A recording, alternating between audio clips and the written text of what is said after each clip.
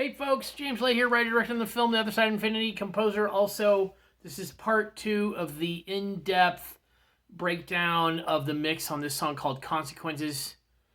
The Indifference of Consequences. Oh, Scarlett was just here and must have seen that I turned the camera on. She's leaving. It's a couple hours later. I posted that first video and now I'm posting the second half of this because it ran out of tape in our little camera, also known as my phone. And so anyways, gonna pick it up kind of where we left off. I was breaking down individual instruments. I had kind of showed you 2, 4, 6, 8 tracks of guitar, sometimes 10 or 12 tracks. These are stereo tracks, so I means I play the guitar part twice exactly the same, and then one's panned in the left speaker, one's panned in the right speaker. Oh, there's Scarlett now in the background. And that gets the guitar out of the center mono position where you want your lead vocals, and also widens the guitar and just makes it bigger.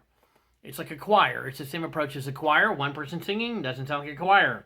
50 people sing and it sounds like a choir. So that's the idea with guitar parts. It's a bigger sound. I tend to lean towards the bigger cut sounds. So I'm going to pick it up here, back to the screen where we were at, and we're going to look at... Here we go. We're going to look at some kind of chorus section guitars, and you're going to see how I use the 12-string Rickenbacker guitar right here, and then I use this 12-string Telecaster back there, that blonde-looking guitar, to layer and get different 12-string sounds, electric sounds. It's kind of the signature of my band, my whole thing that I'm doing right now.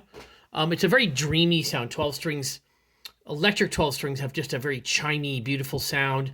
What I like about them is they're not super mid-rangey frequency-wise. They're kind of high-end, so they leave a lot of room for vocal stuff that we do a lot of layered background harmonies, and that kind of eats up a lot of the mid-range frequency. And so this just creates a lot of melodic bed for the singer to sing around, because I do a lot of kind of complicated picking through chords, arpeggiated chords, as opposed to, I don't play bar chords ever.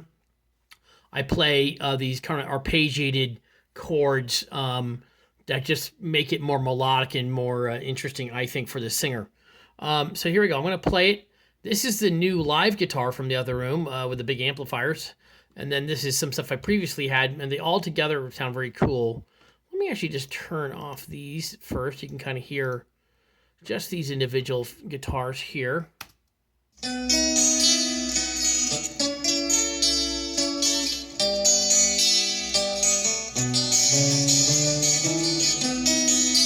So this guitar is a very finicky guitar. You can hear it's very bright the way I've set it up. I'm using a certain setting on the amplifier to make it very bright because I want it to cut through a lot of the dense stuff going on in the song. And then we got these guitars down here, so I'll turn off this guitar. You'll hear these guitars down here. Also 12-string electric, a different, not as bright, but still very chimey.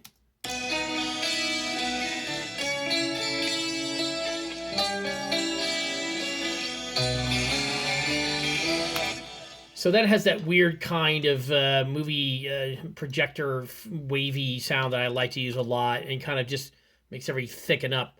Plus the guitars are I tune them just slightly, a little tiny bit out of tune. And that widens everything. It's like a choir of people, not always singing perfectly. And that's how you get the bigger size, is just slightly out of tune, but not so much that you're like, oh, it's out of tune. So here, now I'll play everything together.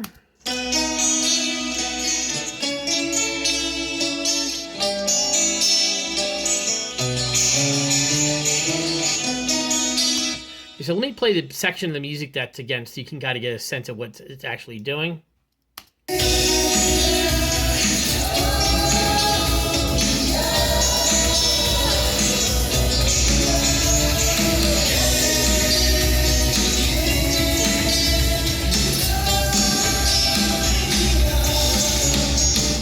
Okay, so you get kind of a sense. It's a very kind of dreamy vocal part. I'm not done mixing the vocals on that. Then the next thing I want to do is play you these guitar parts that are down here in the chorus section that all kind of interact with each other. This new live, that's the Marshall with the red Les Paul guitar. This is the Rickenbacker 12-string guitar. This is the Telecaster 12-string guitar, Telecaster 12-string guitar. So a total of 2, 4, 6, 8 tracks of guitar. And you'll get a sense. They all kind of play. It's kind of like a round. If you're a little kid in school, music school, you sang fa la la. They sang in a round. One started, the next one started. But they're all answering each other. They're all kind of supporting each other. You'll kind of hear.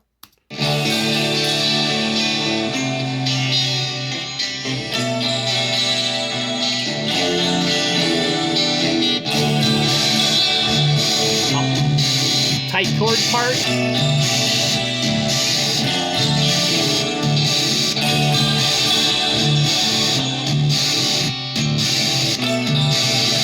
So you get the idea. There's a lot going on there. There's a lot of guitars, and that does not include this keyboard part, this choir. It's a choir part that I have that comes in at this point, and you can hear it. I'm going to go ahead and just isolate it. So here, you'll just hear this choir part by itself. It's going to come in, and I do a lot of what are called note clusters. A lot of notes very close together at the end, especially kind of they call the God chord at the end. You'll hear it kind of there, and next chord.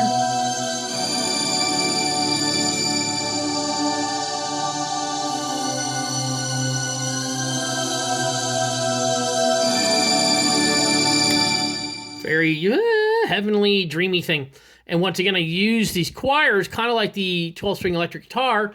It's very light, and it really does not take a bunch of mid-rangey stuff. Plus, they're left and right, so they get out of the center, which leaves room for the lead vocals. So now we're going to kind of pick it up.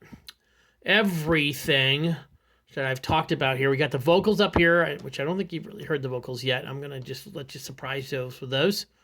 It goes into a break here with just singing and some claps and some very low volume guitar. Then we have a drum fill about here, it comes into it, and then it really builds out crazy towards the end. So let's take a listen. And these are all volume adjustments. You can see when these lines are up, and there's all of them going on, all these things underneath here. Okay, here, let's try it. Let's try. Oh, I didn't want to do that. What do I do? No. Oh, hang on. What did I do? Thank you. Okay, here we go. Consequence of indifference. Don't be caught. Sleeping at the wheel. Sleeping at the wheel.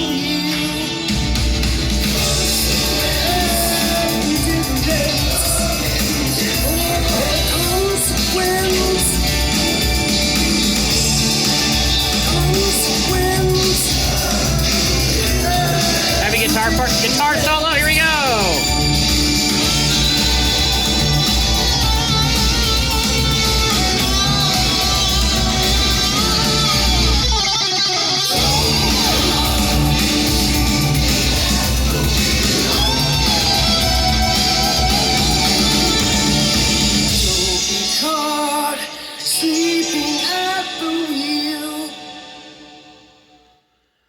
So it gets very dense very quickly, and that can be really difficult to mix.